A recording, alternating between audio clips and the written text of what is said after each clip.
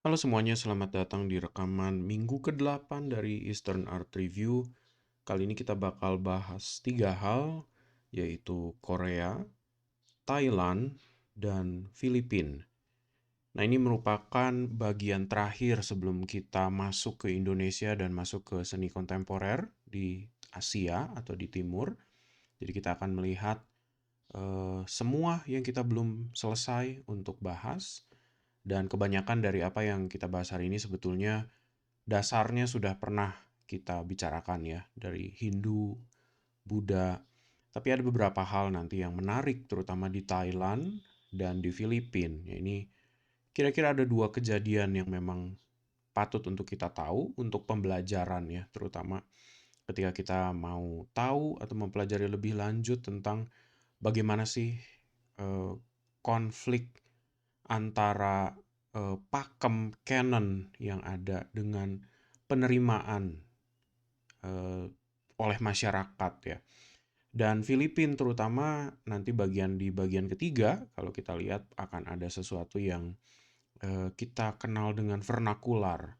Nah, ini sesuatu yang memang belum pernah saya bahas, tapi menjadi sangat penting ketika kita berbicara tentang seni kontemporer nanti di area Asia ya, terutama Asia Tenggara. Tapi pertama-tama kita masuk dulu ke Korea. Jadi ini hanya untuk melihat saja, menyurvei secara singkat kira-kira apa yang ada di Korea dan bedanya apa dengan Cina dan Jepang ya.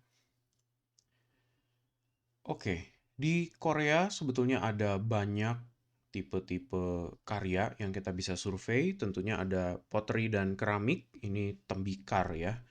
Kaligrafi lagi-lagi diwariskan juga oleh Cina dan Jepang ya. Jadi kurang lebih Korea juga punya versi yang dengan aturan-aturan yang sama. Gaya lukis tentunya ada perbedaan kalau kita lihat dari bentuk. Buat kita yang atau kalian yang sudah familiar, begitu lihat bentuk tertentu pasti bisa bedain antara Jepang, Korea, atau Cina. Sebetulnya seperti itu. Sculpture atau patung mereka juga punya. Jade carving atau giok. Terus nanti ada desain pattern dalam bentuk-bentuk khas Korea ya, juga akan kita lihat. Terus ada Silk Sutra atau Illuminated Manuscript versi Buddhisme Korea atau Sagyong, di situ juga ada. Dan ada Hanji Korean Paper, tapi itu tidak akan saya bahas hari ini. Jadi kita bakal berfokus ke pakem-pakem dasar ya, yang memang sudah kita lihat di antara Cina, Jepang, dan Korea ini. Jadi kemungkinan besar kita bakal lihat bakal lihat scroll ya, scroll painting, terus literati painting maksudnya. Dan kita juga bakal lihat tema Taois dan keagamaan ya yang ada di sini. Oke, pertama-tama kita mungkin harus tahu dulu kalau Korea itu seperti apa cara kepercayaannya bekerja. Jadi kita udah lihat kalau Cina penyembahan langit sebelumnya ya, dari Taoismenya. Terus udah gitu Jepang berpikir bahwa mereka turunan atau bangsa terpilih dari matahari, ya kan? Kalau Korea merasa bahwa em, ada kepercayaan di mana bumi dan langit itu seperti eh, ibu dan ayahnya. Dan dari hasil pertemuan itu maka muncullah salah satu figur dewa, bisa bilang begitu, atau sebuah entitas lah yang pertama kali menjadi kaisar dari Korea. Nah, mereka percaya seperti itu.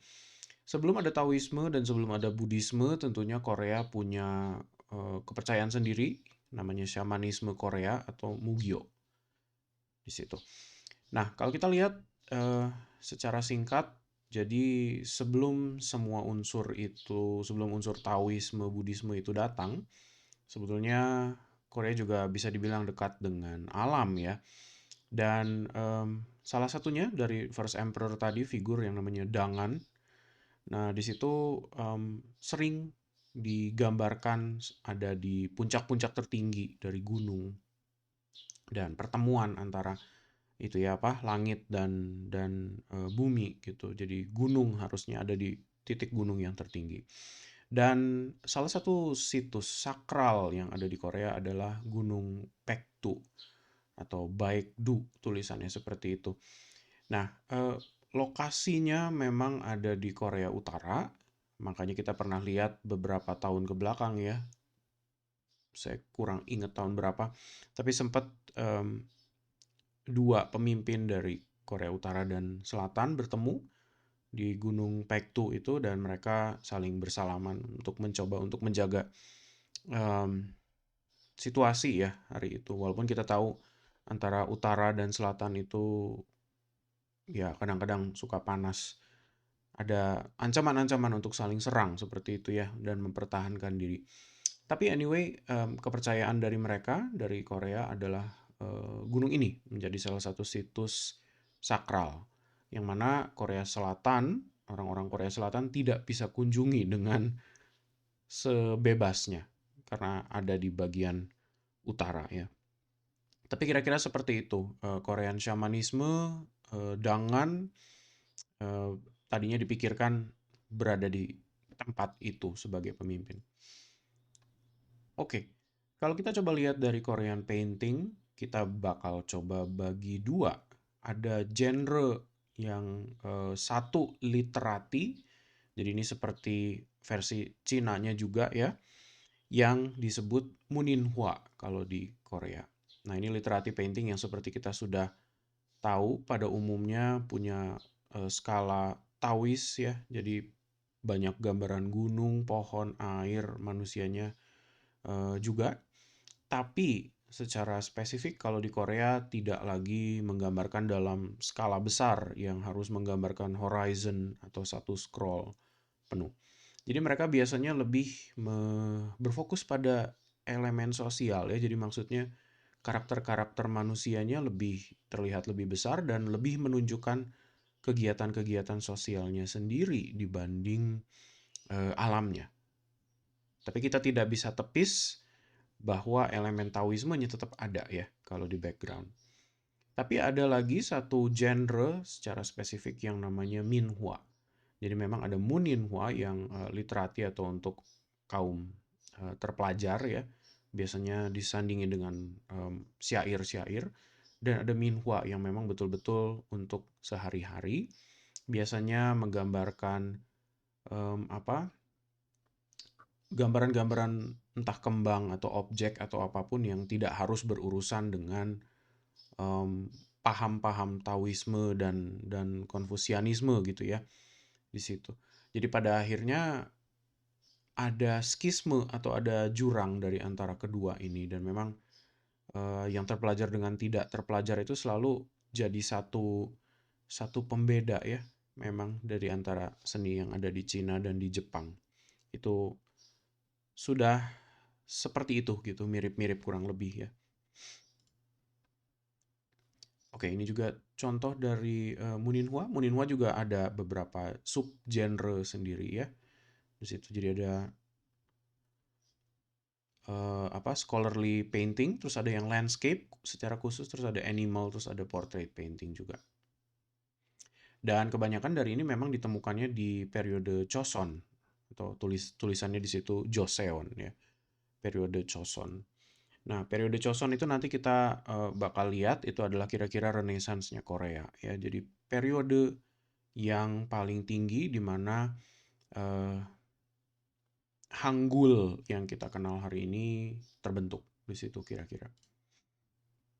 Oke, ini lagi-lagi banyak contoh dari em, Muninhwa, tapi saya tidak akan bahas terlalu detail ya karena kita udah bahas di Cina dan Jepang.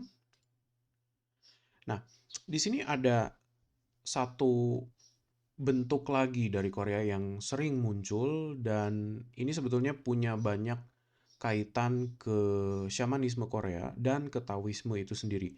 Jadi memang Taoisme dan shamanisme Korea itu gampang terjembatani ya, karena dua-duanya sebetulnya berbicara tentang alam, dua-duanya juga lagi-lagi berreferensi kembali ke alam, maka mudah untuk diterima ya. Nah, di sini ada yang namanya Shipjangseng motif atau style ya, kita bisa sebut juga sebagai gaya. Tapi Shipjangseng itu sebetulnya beda dengan karya painting literati. Tapi di sini lebih untuk sifatnya dekoratif, cuman skalanya seperti scroll painting. Jadi artinya dia selalu menunjukkan gunung, kabut, binatang, air, tanaman, tumbuh-tumbuhan, pohon dan lain sebagainya ya. Dan kebanyakan dari itu mempunyai simbol-simbol Taoisme.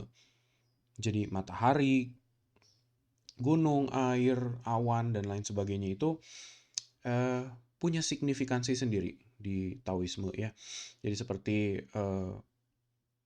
burung, bangau misalnya tuh yang di sini kita bisa lihat dia sebetulnya ada simbolnya sendiri ya kalau diartikan entah ketenangan atau eh, wisdom gitu, kebijaksanaan. Gunungnya sendiri juga bisa diartikan sebagai apa gitu ya. Itu semua pengertian-pengertian yang kurang lebih mirip dengan apa yang kita udah pernah bahas. Nah, di situ ada salah satu quote dari penjelasan dari Shipjangseng motif adalah to enjoy a robustly healthy life in wise harmony with nature in the beautiful actual places of this planet for as long as possible. Even for hundreds of years, if one attains the highest form of enlightenment, according to legends, is a key ideal throughout Korean culture. Nah, uh, jadi memang dia tetap sharing ya, gimana pun juga berharmonilah dengan alam gitu. Tunduklah pada alam. Itu kan kembali lagi ya, memang pemikiran Taoisme atau Tao, the way gitu kan.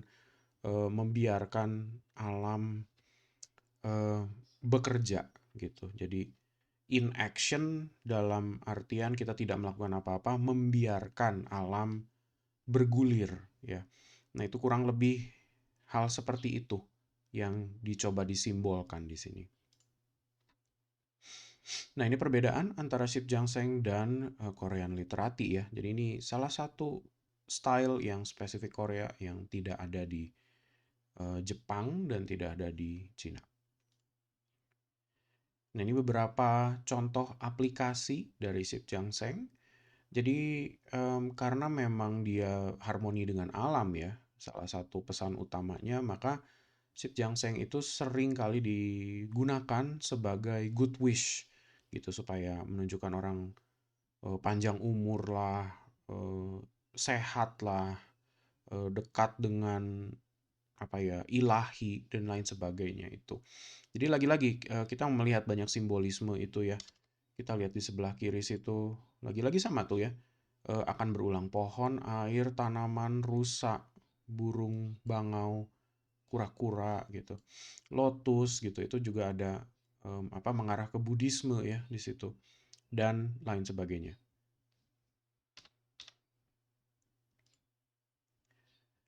Oke, nah kita udah lihat tadi ada koneksi antara Cina dan Jepang ya di Korea, jadi terlihat sekali dengan jelas. Terus berikutnya ada salah satu hubungan secara sinkretis juga yang kita bisa lihat yaitu hubungannya ke India terutama. Eh, dan nanti kita cross check juga ya ke yang lain. Ada satu gate kalau di Cina yang namanya di Korea yang namanya Hongsalmun di situ. Nah, ini mirip dengan gerbang yang kita bisa lihat biasanya suka ada di pecinaan gitu ya atau yang dinamakan Paifang. Terus juga kalau di Jepang mungkin kita kenalnya dengan nama Torii. Torii Gate, gerbang Torii ya. Di Korea, Hongsalmun kurang lebih fungsinya sama. Jadi dia mencoba untuk memberikan sebuah batas, membedakan antara zona orang hidup dan orang mati, bisa seperti itu. Bisa juga untuk membedakan zona suci dan tidak suci, atau sakral dan profane ya, atau profana seperti itu. Um, yang kalian lihat di bawah, ini salah satu gerbang yang ada di zona penguburan ya. Jadi di Korea itu ada um, penguburan Goguryeo namanya. yang dia ada di bawah tanah. Dan biasanya di tempat-tempat seperti itu sebelum masuk ke zona penguburan tersebut ditaruh dulu Hong Salmun. Nah, ini beberapa perbandingan ya kalau kita coba lihat dari Hong Salmun Gate itu dibandingkan dengan Pai Fang, dibandingkan dengan Tori, dan dibandingkan dengan Torana yang ada di India. Ini semua punya pemikiran yang sama. Jadi kalau kita coba pikirkan lagi sebetulnya banyak dari bahasa dalam pembuatan gerbang itu terus dibawa dari India sebetulnya ya. Sengaja memang di materi tentang Indianya sendiri saya tidak sebut Torana Gate karena begitu kita udah lihat banyak di sini tentunya akan jadi lebih mudah ya untuk kita melakukan perbandingan. Dan tentunya salah satu yang jadi unik juga kalau yang di versi Korea ada Trisula di atasnya dan ada Teguk di situ atau Yin dan Yang itu ya mirip bentuk Yin dan Yang. Cuman kalau yang Korea tentunya ada 3, kalau yang Yin dan Yang cuma 2 ya di situ. Nah, ini ada beberapa lagi perbandingan antara simbol-simbol yang mereka pakai ya. Jadi Korea merah dan biru, cuman yang kita bisa coba perhatikan di sini adalah bentuk seperti bentuk koma atau petik ini ya, yang seperti angka 9 ini selalu ada di ketiga ini, mau di Korea, mau di Cina ataupun di Jepang.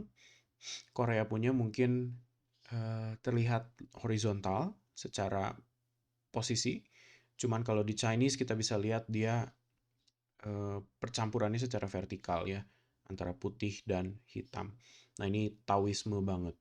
Jadi kalau di Korea ada Teguk, kalau di Cina mungkin ada Bagua di situ ya, atau mungkin kaum Chinese hari ini menyebutnya kalau di Indonesia sebagai Patkwa ya, kalau nggak salah. Nah, itu jadi semacam ward atau apa ya, semacam repellent untuk evil spirit supaya nggak masuk ke rumah gitu. Biasanya ada kaca juga kan ya di tengahnya. Nah, kalau di Jepang ada Mitsutomo dan Magatama. Ini juga sebetulnya sama saja. Dia kembali lagi ke elemen Taoisme di situ, ke salah satu elemen antara utara dan selatan misalnya gitu ya, baik dan buruk, panas dan dingin, hitam dan putih, iya seterusnya. Nah, biasanya juga ada banyak simbol-simbol yang ada di sekitarnya ya di situ. Dan termasuk di Patkwa juga. Jadi memang itu ada tuh. Termasuk di mandala ya, di Buddhisme kalau kita coba mengingat lagi ada arah mata angin yang sebetulnya direpresentasikan biasanya dengan salah satu figur penjaga. Nanti kita bisa lihat juga di Korea ada figur-figur tersebut.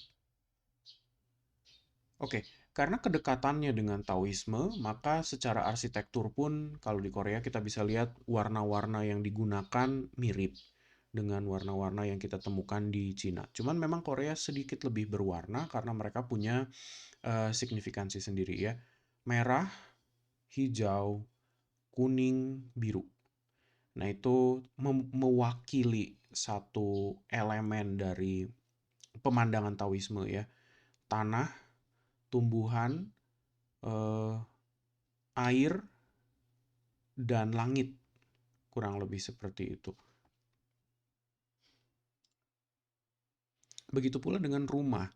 Jadi kebiasaan Korea dalam membangun hanok, misalnya rumah tradisional mereka, itu ada satu canon yang mereka pegang ya, atau tenet.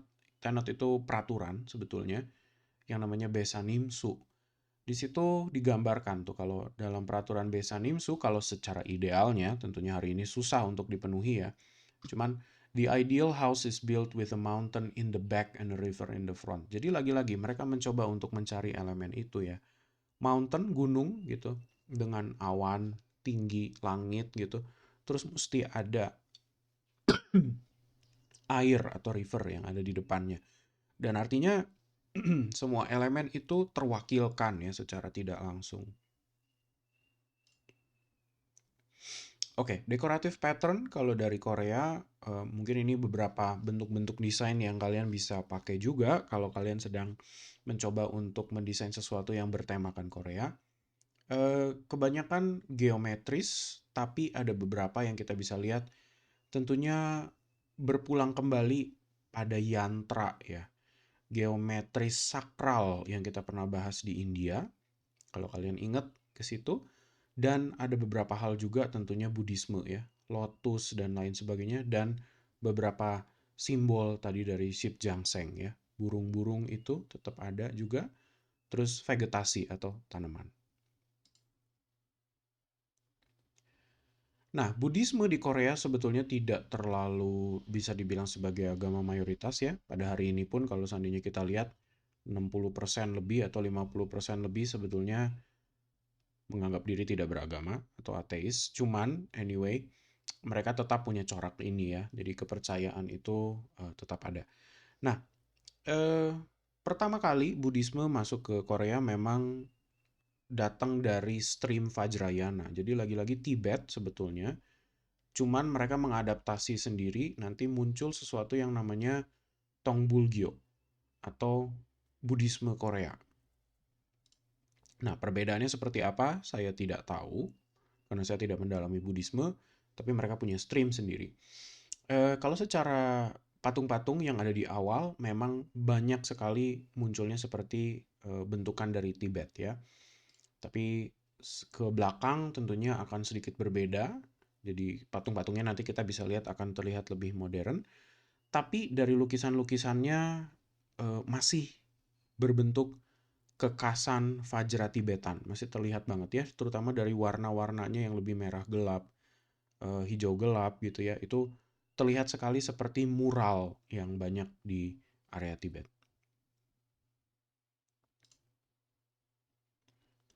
Dan sama seperti kesenian di Buddhisme, kalau dia sudah dibuat, biasanya ketika selesai dan diberikan mata, itu jadi salah satu urutan ya yang penting buat mereka.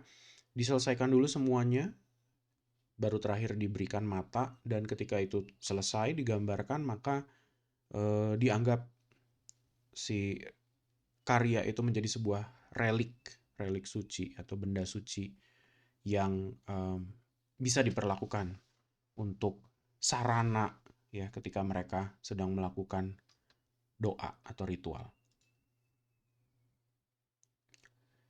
Nah, ada juga Silk Sutra yang kita udah lihat kemarin di Jepang ada ya.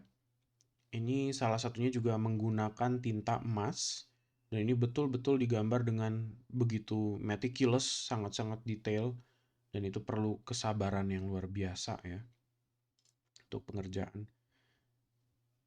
Dan biasanya dia di bentuknya sangat kecil dan dia menggunakan banyak kaligrafi dan kegunaannya tentunya untuk apa namanya kegunaan spiritual ya.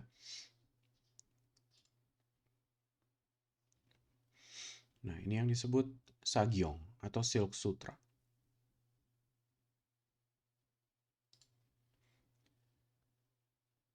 Oke, ya ini berikutnya ada beberapa step memang kalau di Korea itu ada banyak ya sebetulnya periode-periodenya.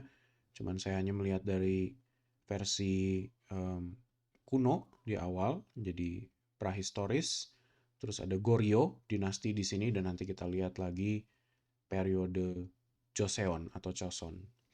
Di Goryeo dinasti ini sebetulnya Buddhisme mengalami pengembangan sebelum nanti di Choson agak sedikit disupres. Jadi ada Tripitaka Koreana di situ sebagai salah satu adopsi ya dari ajaran Buddhisme itu yang diadaptasi ke Korea. Nah, akibatnya kenapa saya juga tidak terlalu tahu, tapi anyway terjadi gitu.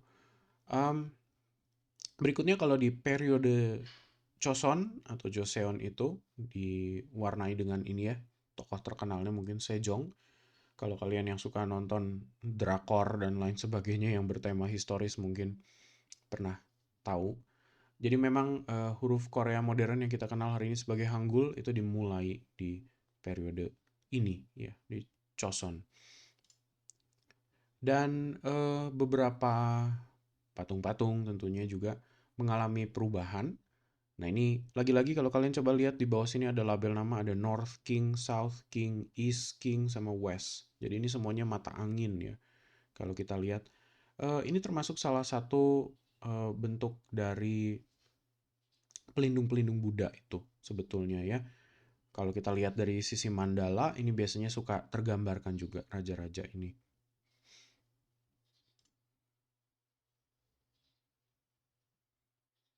Ya, ini kira-kira beberapa catatan tentang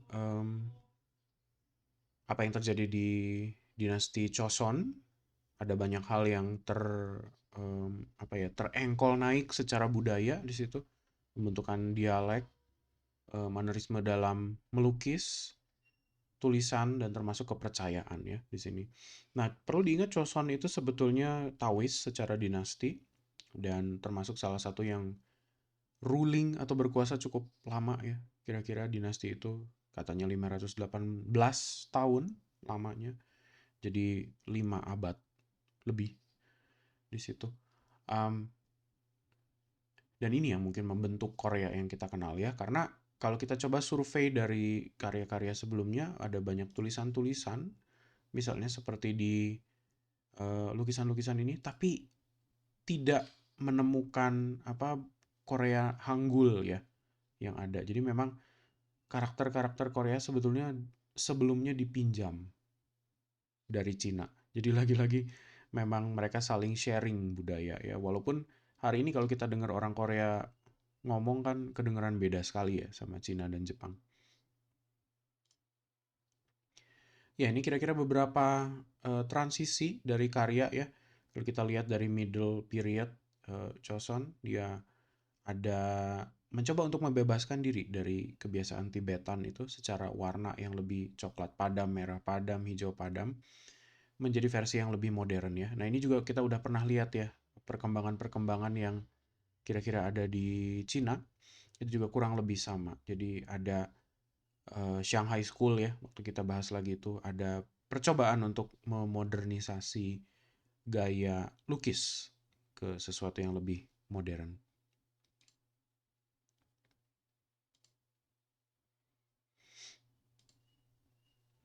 Ya, Korea juga punya ink painting, jadi bukan hanya Chibaishu aja dari Cina atau Sumi-e dari Jepang, tapi juga ada Sumukhwa kalau di Korea. Dan itu ink painting yang munculnya juga setelah era-era modern ya. Jadi kira-kira dari sekitar 1700-800-an itu baru dia muncul. Karena kualitas abstraksinya yang lebih baru ya, jadi baru bisa diapresiasi agak-agak belakang.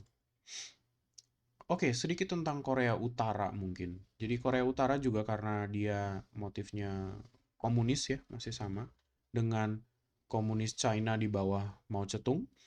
Jadi tidak aneh kalau seandainya banyak karya seninya sebetulnya sifatnya propaganda ya. Jadi lagi-lagi poster-poster yang menunjukkan kekuatan tubuh pekerja, kaum pekerja, produktivitas dan itu semua digambarkan di sini. Tapi hal yang lain juga, jadi sempat ya Korea Utara itu berpameran di luar dari negerinya sendiri.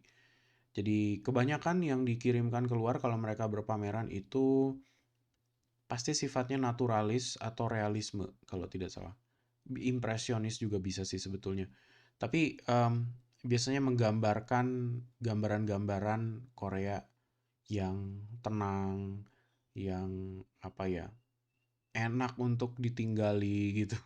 Em, Ya propaganda lagi-lagi sebetulnya ya, karena itu semua dikontrol sekali oleh negara, tidak boleh menggambarkan sesuatu yang jelek atau berbau kritik.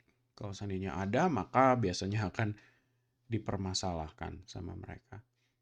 Nah, seperti itu kira-kira ya. Jadi Korea Utara seninya secara tradisional berbagi dengan Korea Selatan, tapi pada level yang lebih modern stagnan. Oke, selanjutnya ada Thailand. Kita akan coba lihat Thailand dari segi yang paling paling berbobotnya aja mungkin dari saya karena ada banyak karya seni di Thailand, tapi tentunya saya nggak bisa bahas satu-satu ya. Jadi dari cara mereka bikin alat-alat makan itu ya, perangkat makan, teko, gelas, bokor dan lain sebagainya itu ada craft tembaga di situ, tapi saya nggak bisa bahas lebih lanjut karena memang dia lumayan cukup intricate dan untuk kita secara ke desain toh terwakili juga anyway dengan pattern-pattern ini ya. Dan masih ada yang lain sih sebetulnya, kain juga di situ. Tapi yang paling penting adalah soal desain pattern mereka ya. Oke, dari Thailand sendiri kalau kita lihat secara sejarah, secara singkat ya, Thailand itu sebetulnya muncul dari salah satu civilization kuno, yaitu Khmer. Nah, jadi kalau kita coba perhatiin peta yang ada di sini ya, kalau kita coba lihat di kanan atas, eh, di dekat area panah yang biru itu sebetulnya Thailand ya, di tengah ya. Dan area yang berwarna orange, selain Indonesia, jadi kita potong area Malaka, Malaysia, Singapura itu, sebetulnya itu udah area dari Khmer. Dan sebelum Thailand menjadi budaya Siam, menyebut diri sebagai kerajaan Siam ya, mereka muncul dari sebetulnya Kamboja gitu. Jadi satu kerajaan besar Kamboja ya. Jadi Laos, Kamboja itu kan mirip-mirip ya. Vietnam dengan Thailand tuh agak mirip. Terus apalagi tuh Myanmar gitu ya. Itu kurang lebih mereka sharing kebudayaan civilization yang sama dari situ. Nah, Khmer Empire ini sebetulnya juga Hindu-Buddhis ya secara budaya. Jadi artinya dia memang menjadi jembatan kenapa Thailand yang kita kenal hari ini kok kayaknya masih membawa banyak pengaruh-pengaruh dari lembah Indus itu ya, dari India. Ya, sebabnya karena itu sebetulnya karena Khmer Empire. Oke, ada beberapa steps di ini ya, di Thailand secara sejarah. Pertama ada Ancient Khmer Period, ini yang tadi kita bahas. Terus berikutnya ada Sukhothai, ada Ayutthaya, terus ada Modern Period. Sebetulnya di setelah Ayutthaya ada satu periode pendek, tapi buat saya kurang terlalu ada yang bisa dibahas di situ. Jadi artinya langsung kita loncat aja ke modern.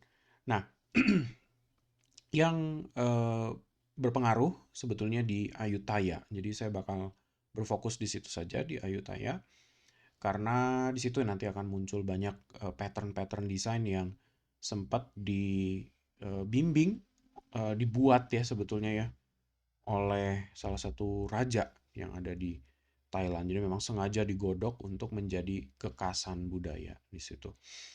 Nah, jangan salah juga karena memang dia menjembatani dari India, maka cerita seperti Ramayana nanti kalian bisa lihat itu sebetulnya ikut diadaptasi. Meskipun kepercayaan lokal mayoritas di Thailand adalah Buddhis.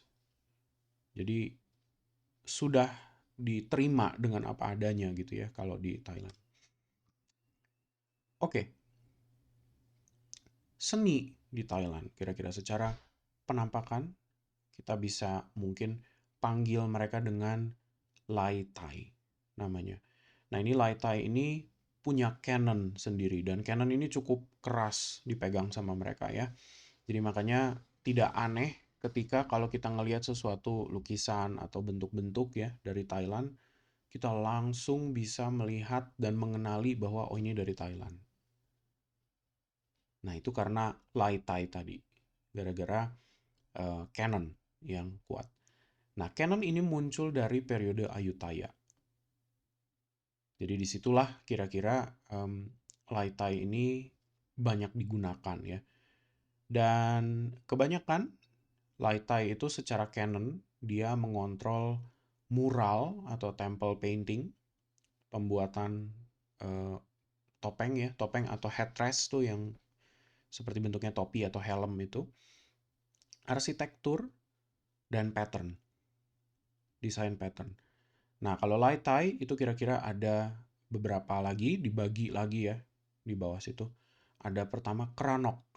Keranok itu bentuk duri yang nanti kalian bisa lihat. Terus ada nari di situ atau bentuk-bentuk manusia ya. Manusia atau humanoid. Jadi termasuk yang kalian lihat di gambar sebelah kanan itu, yang dewa dengan 3 muka itu termasuk ke nari.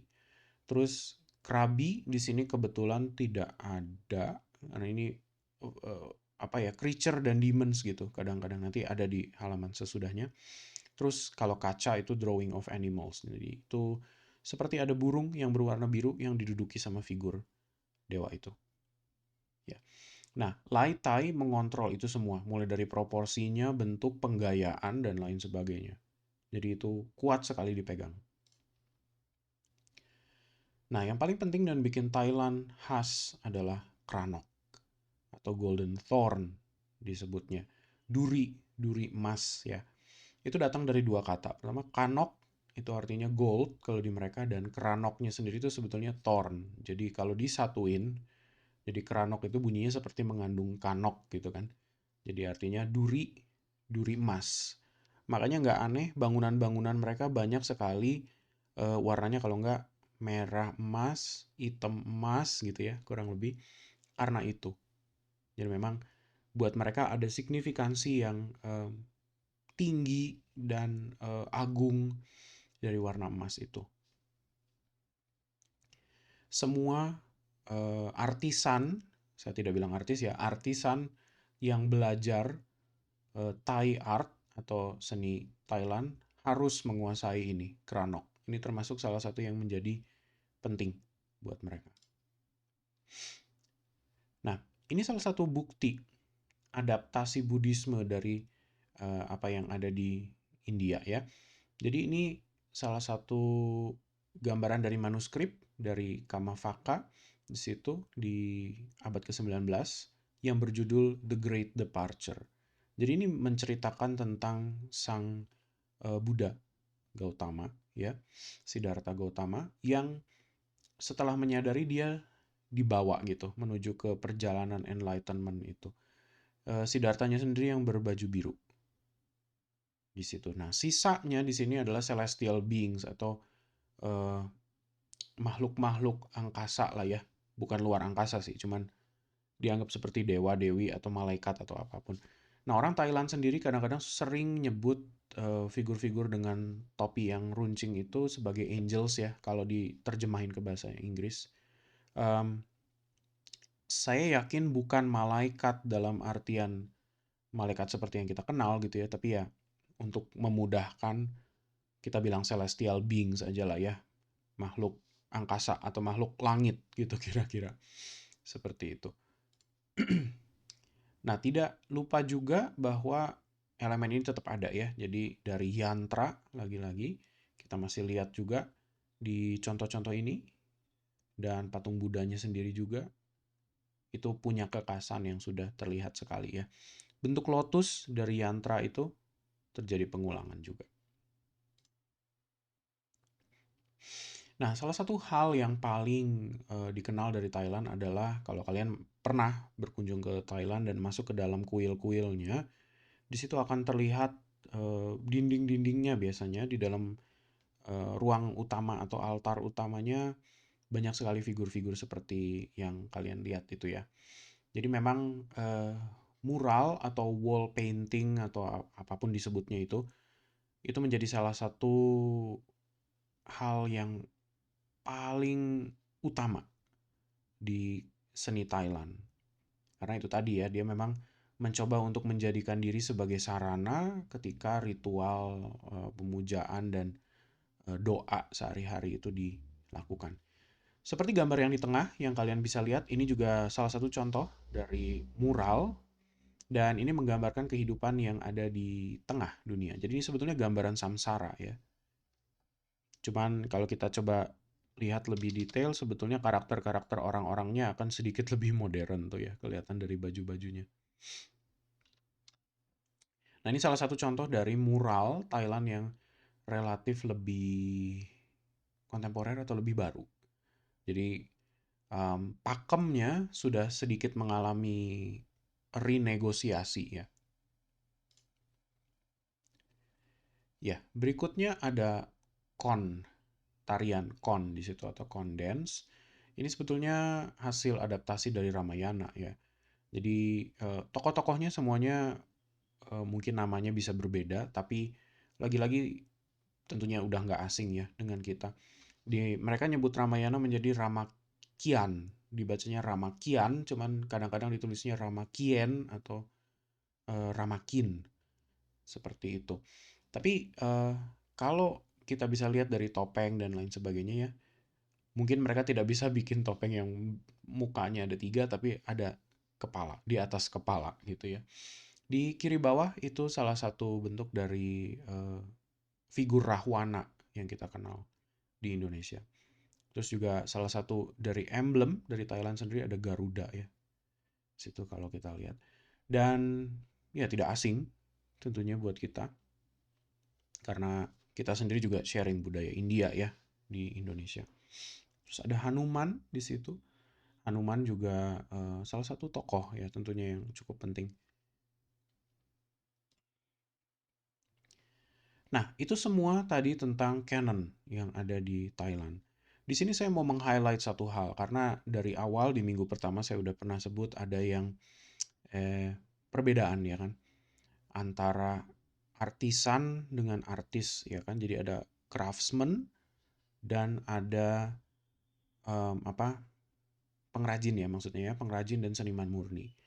Nah, salah satu contoh ada konflik di canon dan batas kreativitas. Contohnya temple di Chiang Rai di sini yang namanya Wat Rong Kun. Kalau kalian mungkin ada yang pernah ke sana, disebutnya White Temple. Ya, pertama kali dibuka, temple ini tidak di-approve oleh pemerintah dan rahib, rahib Buddhis karena dianggap terlalu dekoratif, beda dari canon. Ini yang kenapa saya bilang kenapa ada perbedaan ya, lagi itu antara seniman dengan craftsman.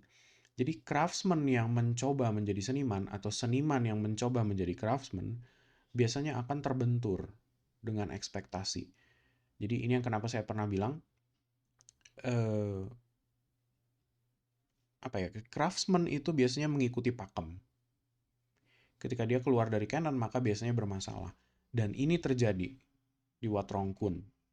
Waktu kita sekarang mungkin udah lebih bisa diterima ya. Tapi lagi itu otoritas setempat dan mereka yang biasanya menggunakan temple berkomentar bahwa ini terlalu apa ya, terlalu populer, terlalu surreal. Dan kalau kita ke sana memang kelihatan gitu ya, ada figur-figur tertentu. Em, dari film-film maksudnya gitu kan tiba-tiba bisa ada Predator, bisa ada Terminator di sana. Apaan ini gitu ya. Eh, nggak masuk akal gitu.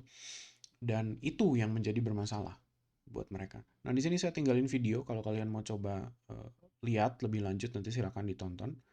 Tapi kurang lebih seperti itu ya. Jadi maksudnya apa yang saya bilang di minggu pertama soal perbedaan antara seniman dan craftsman itu memang betul terjadi. Apalagi terutama di seni Asia ya, yang dimana kalau memang kita tidak mencoba untuk bikin karya seni, kita mencoba untuk bikin karya yang betul-betul tunduk pada aturan canon, maka dia bermasalah ketika kita mencoba melabrak itu. Contoh kedua juga yang sering kali dipermasalahkan adalah Blue Temple atau Wat Rong Sutan di situ. Di sini juga ada sedikit permasalahan di warna ya, karena biru tidak umum untuk dipakai sebagai temple kalau em, di Thailand. Tapi ya lagi-lagi seperti itu ya. Mungkin apakah dibuat demi menarik wisatawan, saya juga tidak terlalu tahu motif-motif dasarnya. Tapi lagi-lagi tidak semudah itu gitu ya untuk bikin sesuatu dan menjadi diterima. Jadi secara refleksi, canon itu tetap bisa berubah dan bahkan sebetulnya kalau kita coba bicara tentang waktu Lai Tai pertama kali muncul di periode Ayutthaya, dia cukup simetris secara pembagian distribusi space cukup boring ya.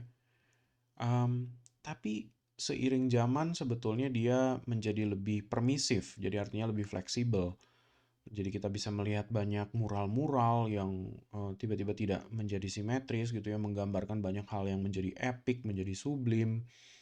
Em, itu menjadi lebih bisa diterima. Tapi tetap, meskipun pada periode sekarang yang lebih lebih terbuka ya, kalau kita mencoba untuk keluar misalkan dari mural yang tidak menggunakan kranok misalnya gitu, belum tentu bisa diterima di Thailand. Jadi makanya artisan akan selalu mencoba untuk mengikuti canon yang ada. Nah, ini yang kenapa saya pernah sebut ya, kalau di contoh itu seperti pengrajin Jepara, dia akan mengikuti apa yang masih bisa diterima. Tapi ketika dia sudah diajak kerja dengan seniman, belum tentu ukiran itu akan bisa diterima ya pada orang yang menggunakannya secara sehari-hari. Oke, itu tentang Thailand. Berikutnya kita akan masuk ke Filipina ya. Nah, Filipina ini terus terang aja salah satu negara atau kebudayaan yang campur aduk. Dan tidak ada satu bentuk tertentu pun yang saya bisa pegang dan bilang ini khusus Filipina secara seni. Jadi kita boleh coba survei bagaimanapun juga. Di periode-periode awal tidak ada kesenian tertentu yang unik ke Filipina. Coba kita lihat dulu secara sejarah. Pertama, Filipina punya heritage Vajra, artinya India. Masuk ke situ, dia masuk dari periode kekaisaran Gupta. Dan itu kira-kira ada di abad ke-9 sesudah Masehi ya tentunya. Terus Filipina juga punya kontak dengan kerajaan-kerajaan Indonesia seperti Sriwijaya dan Majapahit. Dan itu meneruskan dari Gupta kira-kira 10 sampai ke abad ke-14 ya. Jadi kira-kira itu tahun 900 sekian sampai ke tahun 1300-an sekian gitu. Sebelum Renaissance Italia. Setelah Majapahit runtuh di Indonesia, pengaruh Islam juga masuk ke Filipina. Jadi area bawah Filipina minoritas pada hari ini masih ada beberapa yang sebetulnya Islam. Kira-kira area selatan bawah situ ya. Terus di tahun 1524 setelah dari Majapahit itu dan periode Islam masuk ya, Spanyol masuk untuk mengkolonisasi, untuk menjajah Filipina. Dan itu masuk lewat Magellan, penjelajah itu. Dan bayangkan saja, jadi maksudnya dari sini saja sudah tumpuk berumpuk. Berapa banyak tumpuk ya. Mirip dengan Indonesia sebetulnya. Cuman eh, mereka saking banyaknya, lumayan sulit gitu untuk kita kunci apa sih yang spesifik ke mereka. Setelah Spanyol, Filipina juga dikuasai oleh Amerika sebelum dikasih independence atau kemerdekaan, mirip Indonesia dan tanggalnya mirip dengan kita. Kalau kita 1945, mereka 1946. Bayangin tuh. Jadi Spanyol pernah perang dengan Amerika di Kuba dan kalah. Spanyol itu. Jadi di tahun 1898 itu kira-kira Amerika pun mengambil alih. Sekitar 1900-an lah kira-kira. Filipina diambil alih oleh Amerika. Gitu. Jadi bayangin dari sekian banyak poin-poin yang dilewati di sejarah dan segitu banyak kepulauan yang ada di Filipina, lumayan sulit untuk melihat seperti apa pengaruhnya. Kalau kita ngomongin masalah combine heritage ya jadinya Filipina itu, dia punya banyak hal. Ukiran punya, pengobatan tradisional seperti kita di Indonesia punya juga, batik punya juga. Kalau kalian lihat gambar yang di kanan atas ada kulintang, mereka bilang ini kolintang Jawa, sebetulnya sama saja. Jadi maksudnya udah pernah berhubungan dengan Sriwijaya dan lain sebagainya. Jawa dan Bali terutama pada sampai hari ini kita bisa lihat di Indonesia punya kan yang model gamelan dan lain sebagainya itu. Ini kan gong kecil yang dipukul ya, alat musik seperti itu. Nah, ini semua mereka punya gitu. Jadi kadang-kadang beberapa hal yang kita lihat di Filipina itu kayak nggak aneh gitu, kayak nggak asing gitu ya sama apa yang kita kita lihat. Dan memang seperti itu gitu, karena memang ada sinkretisme budaya yang lari juga dari kita ke arah mereka, termasuk dari Islam, termasuk dari Eropa. Jadi mereka jauh lebih banyak melting pot gitu ya. Maksudnya banyak pengaruh-pengaruh budaya yang melebur di Filipina. Tapi gara-gara ini, mungkin saya bakal membawa satu hal yang jadi spesifik, namanya vernacular design. Ini satu hal yang saya mungkin belum pernah sebut, tapi menjadi penting kalau saya sebut sekarang supaya kita bisa memahami seni di era-era modern kontemporer nanti ya. Oke, kalau kita lihat dari early Vajra, ini buktinya bahwa Filipina juga punya gitu ya. Di sini ada Garuda dan Wisnu di situ sebagai patung kecil itu. Kalau kalian lihat di gambar yang di sebelah kiri, ada Garudanya sendiri dan Dewa Wisnu.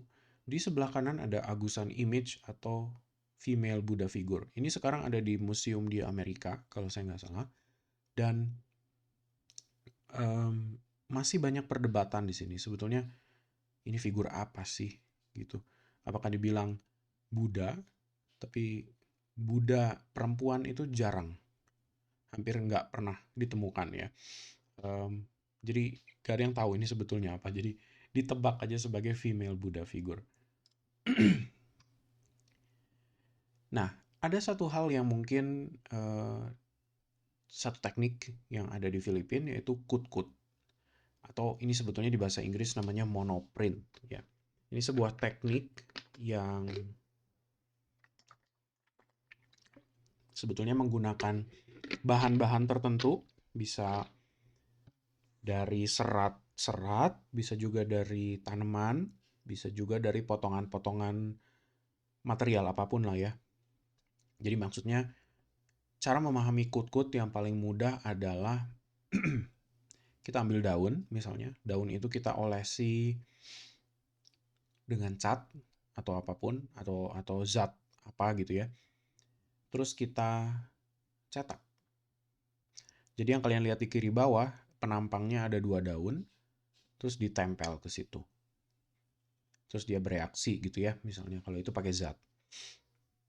Tapi bisa juga gambar yang di tengah. Jadi kalian mencoba mencari dulu serat-serat dari tanaman misalnya, terus sengaja dikasih warna, terus dicetak. Nah, itulah monoprint ya.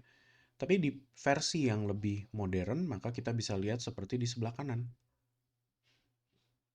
Nah, ini teknik yang jadi menggunakan banyak penampang-penampang untuk cetak gitu ya.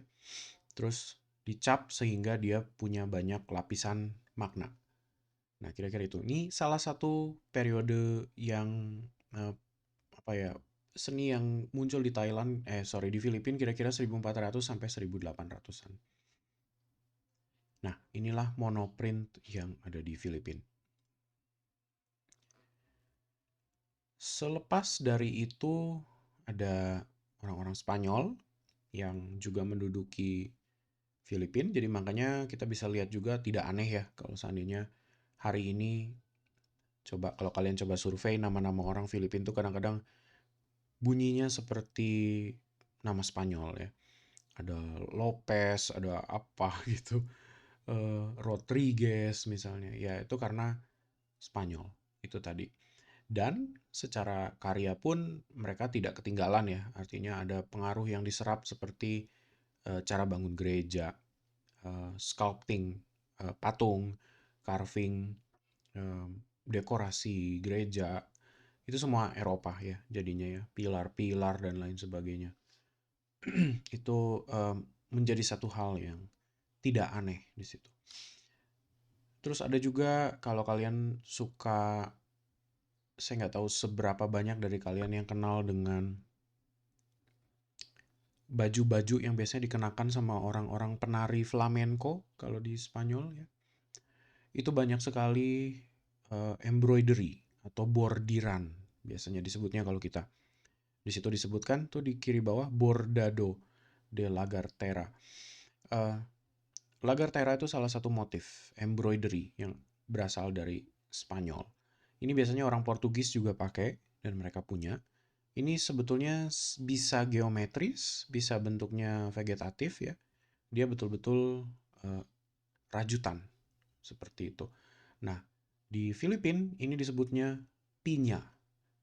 Nah, kalau kalian ngelihat N yang ada gelombang di atasnya itu dibacanya seperti N dan Y sekaligus. Jadi nya, pinya, embroidery. Nah, ini juga salah satu hal yang sering muncul di batik Filipina termasuk di renda-renda seperti gitu. Nah, ini beberapa hal yang bisa dibilang sebetulnya hasil adopsi ya dari banyak hal di Filipina itu.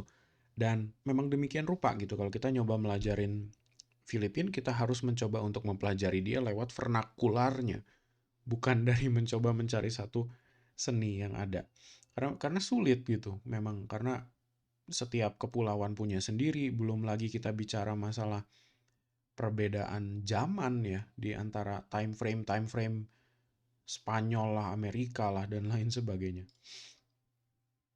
Nah, salah satu vernakular yang menjadi sangat penting buat kita tahu di Filipina dan kita mempelajari juga ya. Jadi maksudnya mencoba memahami konsep vernakular di sini. Waktu Amerika berhasil mengalahkan Spanyol dan dia menguasai Filipina pada ujungnya, ada banyak peralatan-peralatan perang ya, mulai dari senjata, jeep dan lain sebagainya yang ditinggalkan. Jadi tidak dibawa pulang sama orang-orang Amerika. Salah satunya adalah Jeep Willys.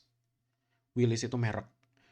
Nah, si Jeep ini sama orang Filipina dipotong dan dipanjangin. Jadi sengaja dikasih ruang supaya lebih bisa muat banyak banyak penumpang ya dan dijadikan bis atau angkot. Mungkin kita kenalnya di Indonesia dengan angkot. Tapi yang jadi menarik dari budaya ini adalah terbentuknya sesuatu yang namanya jeepney sama orang-orang Filipina. Jeepney ini punya kebiasaan untuk didekorasi. Tentunya setiap daerah beda-beda ya. Tapi yang menjadi sangat terkenal seperti di Manila itu um, jeepney-nya didekorasi sesuai dengan gaya ungkapan atau ekspresi vernakular. Nah, vernakular itu apa? Coba kita lihat ya. Vernakular design secara definisi itu desain dengan rasa lokal atau local flavor ya. Artinya ungkapan bahasa lokal dan ungkapan visual secara lokal yang hanya bisa dimengerti mereka gitu sebetulnya. Dan familiar hanya ke orang-orang lokal. Jadi kembali lagi, kalau kita melihat dekorasi-dekorasi ini sebetulnya kita melihat sebuah apa namanya seperti sebuah mozaik budaya yang ada di situ. Sejak Spanyol mereka menjadi dominan Katolik Kristen, ya kan? Jadi kalau kita lihat tidak aneh kenapa di pintunya ada gambar Yesus, tapi juga ada Viper GTS mobil dan ada lagi biasanya figur-figur apa tuh bendera Amerika gitu ya. Terus ada bintang-bintang film dan lain sebagainya. Budaya pop itu muncul di situ. Nah, ini vernakularitas yang tidak jauh berbeda dari apa yang kita punya di Indonesia, misalnya seperti lukisan bak truk. Nah, itu salah satu konsep yang cukup penting ya untuk kalian tahu vernakular ini. Dan tentunya vernakular itu menjadi titik temu dari banyak hal. Misalnya, di gambar paling kiri bawah kita bisa lihat ada banyak pemilihan warnanya mirip dari kebiasaan-kebiasaan Spanyol ya, dari seperti uh, warna-warnanya itu lumayan terang gitu kan ya. Dari motif-motifnya bisa dari motif pinya dan motif batik Filipin di situ. Terus dari kepercayaan mereka gitu kan, cara mereka menyajikan apa mengekspresikan ini ya rasa rasa faith mereka gitu. Ada Yesus yang berjalan di atas air atau menenangkan badai misalnya seperti itu. Um, ya ini semua gitu ya. Jadi satu satu kulminasi atau satu kombinasi padat dari apa yang ada di sekitar-kitar mereka gitu. Dan itulah kenapa dia disebut vernakular. Jadi kalau kita berefleksi, Indonesia sebetulnya juga punya gaya vernakular ya. Bukan karena dia tidak berasal dari sebuah seni tertentu yang ada di sejarah, dia tidak menjadi sebuah desain atau tidak bisa menjadi sebuah seni. Jadi vernakular tetap menjadi sebuah ikon karena dia dipergunakan sehari-hari. Contohnya kalau kalian pernah coba menyurvei semua spanduk-spanduk tukang pecel lele dari Lamongan itu kebanyakan menggunakan gaya yang kurang lebih sama. Kenapa gitu ya? Itu karena dia sudah menjadi terbentuk sebuah vernakular sendiri. Maka dia menjadi sebuah canon gitu kurang lebih ya. Maka tukang pecel lele yang tidak menggunakan spanduk seperti itu menjadi aneh. Ya nggak sih kalau kita coba pikirin ya. Nah, itulah vernakularitas dari uh, sebuah budaya atau sebuah seni. Begitu juga dengan lukisan bak truk.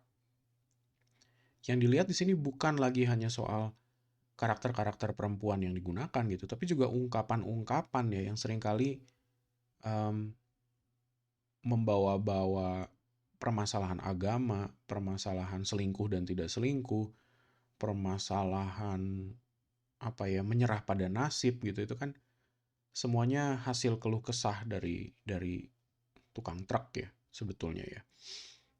Nah, itulah vernakular gitu kira-kira. Jadi ungkapan bahasa yang digunakan hanya oleh orang lokal dan belum tentu bisa dipahami oleh orang-orang luar dari Indonesia atau dari luar budayanya. Nah, seperti itu kira-kira vernakularitas itu dan di minggu-minggu yang akan datang kita bakal lihat lebih banyak lagi vernakularitas dan terutama aplikasinya kalau nanti dipergunakan di karya seni yang relatif menjadi lebih modern atau kontemporer. Kurang lebih seperti itu ya. Nah, segitu dulu mungkin untuk sekarang. Kita akan ketemu lagi nanti di materi minggu ke-9 dan kita akan mulai beres-beres untuk masuk ke periode seni yang kontemporer ya di Asia. Jadi cara memahaminya seperti apa sih? Karena sedikit berbeda dengan apa yang ada di seni kontemporer barat. Oke, kalau gitu saya tutup di sini lecture-nya. Kita ketemu lagi di rekaman selanjutnya.